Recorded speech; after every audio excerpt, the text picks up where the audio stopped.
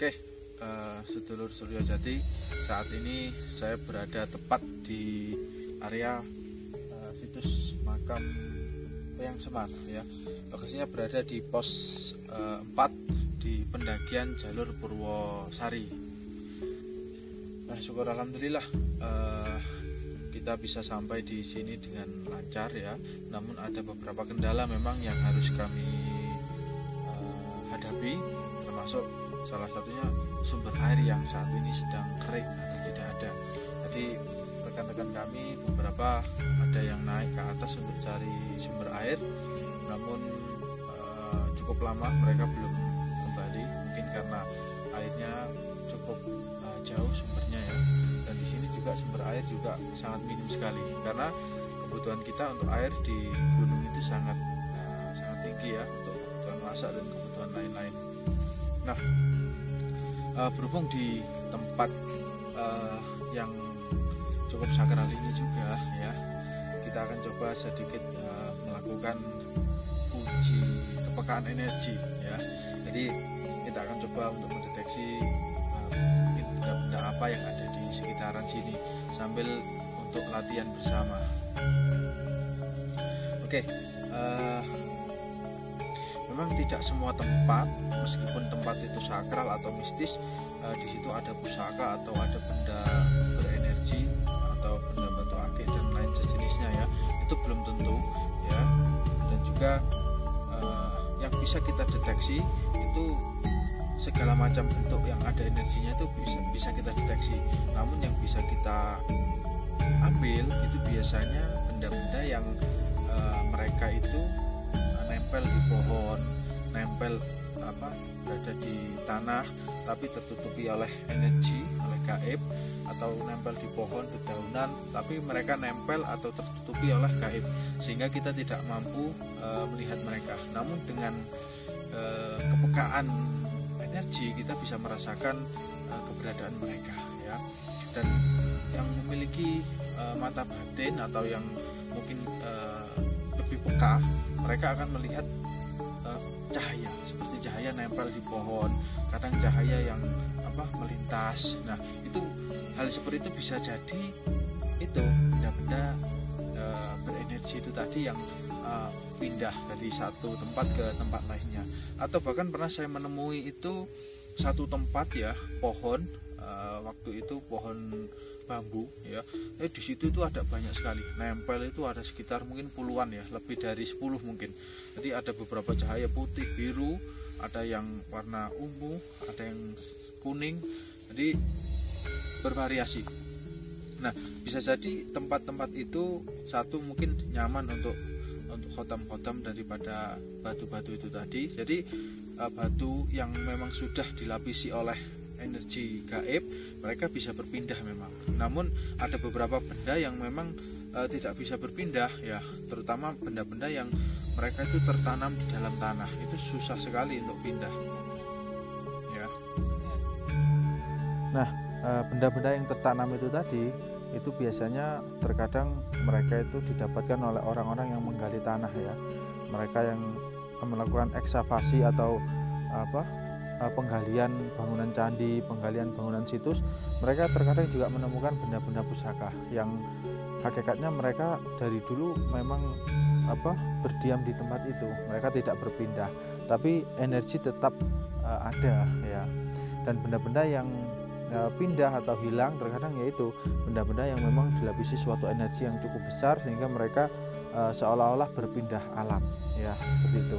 Jadi kita akan coba untuk deteksi energi yang ada di tempat ini. Barangkali kita bisa menemukan satu atau dua cindera mata ya. Ini juga bertujuan untuk sedikit mengajari kepekaan terhadap Putra Sanggar Adiluhung dan juga sedulur Suryo Jati dimanapun berada, khususnya yang setia subscribe dan terus menonton channel Suryo Jati. Oke, jadi kepekaan menggunakan tangan ini memang ada beberapa doa khusus ya, doa khusus yang mana ketika doa itu dibaca, nanti tangan kita diniatkan, diarahkan, itu bisa mengarah sendiri ya. Memang ada doa khusus, tapi ada juga latihan itu menggunakan pernafasan, menggunakan latihan kepekaan, terutama digabung dengan pernafasan. Itu juga ada yang bisa. Saya dulu pernah sedikit belajar tentang cara mendeteksi benda-benda berenergi itu, dan alhamdulillah waktu itu saya pernah ada suatu cerita ya. Jadi ayah saya itu menyimpan satu pusaka yang memang saya pribadi tidak tahu. Kemudian saya coba di dalam rumah itu saya deteksi, ya.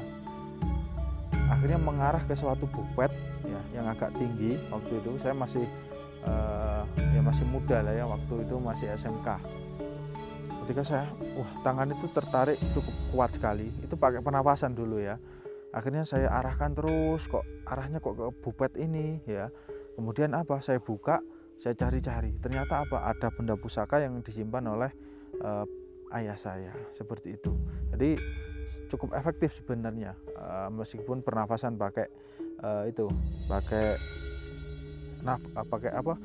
pernafasan, namanya pernafasan gigi kalau saya dulu itu seperti itu. Jadi saya ajari ya, pernafasannya itu seperti ini. Kita ambil nafas, kemudian waktu mengeluarkan itu dari sela-sela gigi.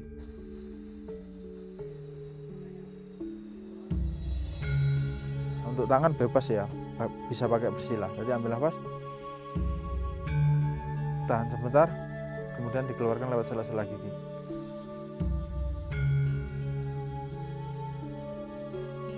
Nah, kita akan coba pakai pernafasan itu. Nanti bila mana tidak ada reaksi, ya kita tambah dengan keilmuan ya, atau doa. Oke, kita coba dulu ya. Bismillahirrahmanirrahim. Cara menggunakannya seperti ini. Untuk pernafasan tadi dilatih memang cukup lama ya, sampai kita memang benar-benar bisa. Kita akan coba dulu. Jadi tekniknya begini. Ambil nafas.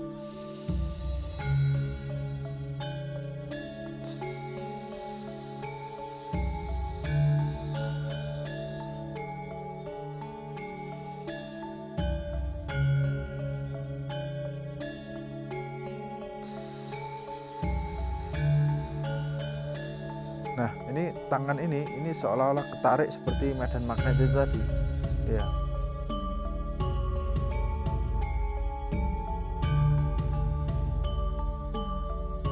Nah, ini ada, saya mengarahkan ke sini, itu ada seperti benturan energi atau tatapan gitu ke sini. Ini energi di sini cukup tebal dan kuat. Ini mengarah ke energi yang cukup paling besar di area sini. Energinya terdeteksi sampai ke tempat ini ya. Kita akan coba pakai doa ya, pakai doa. Cuman untuk doa masih dirahasiakan. Oke. Bismillahirrahmanirrahim.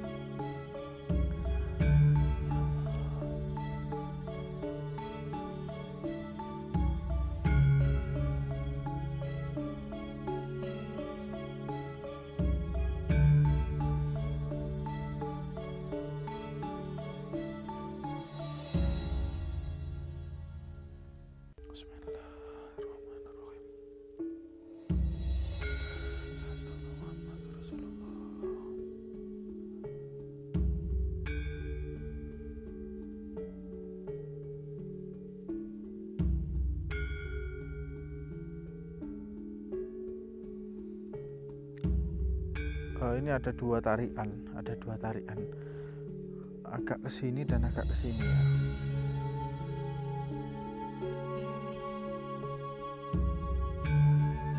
Jadi ini kita niatkan untuk mendeteksi benda ya, benda yang memiliki energi. Jadi bukan untuk mendeteksi adanya makhluk astral atau makhluk gaib. Memang juga bisa digunakan untuk mendeteksi makhluk astral. Sama karena di sini makhluk astral mungkin ada banyak sekali ya, karena ini tempat yang cukup sakral, sering digunakan ritual. Tentu ribuan mungkin di sini ya.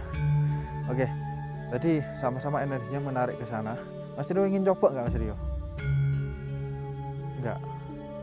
Ini Mas Indra pakaiannya ini gak soalnya. Mas Rio nggak pengen nyoba? Dicoba? Mau dicoba tidak? Atau saya action sendiri ini? Oke, karena Mas Rio ini tidak mau mencoba ya, sebenarnya mau saya latih ini. Cuman saya pribadi akan coba, barangkali bisa kita dapatkan, semoga bisa dapat ya. Bismillahirrahmanirrahim. Jadi jika menggunakan mata batin itu terkadang di area-area itu tuh menyala ya, ada nyalanya itu.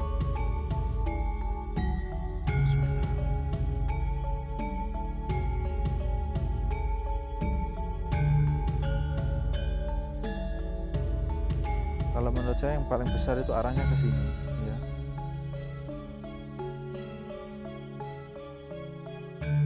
Nyalanya itu putih, dia itu nyalanya putih gitu. Putih lebar, kemudian ada birunya sedikit. Bismillah.